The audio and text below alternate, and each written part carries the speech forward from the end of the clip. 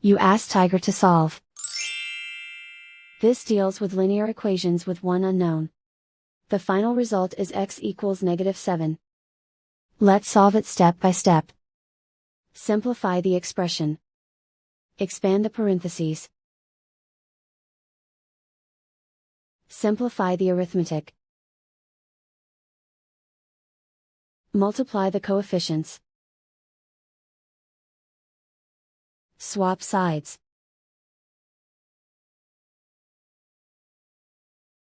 Group all constants on the right side of the equation. Add 25 to both sides.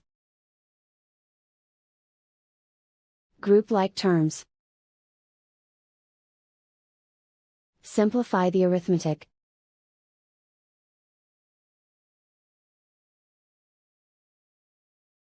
Isolate the x.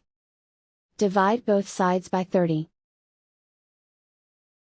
Simplify the fraction. Find the greatest common factor of the numerator and denominator. Factor out and cancel the greatest common factor.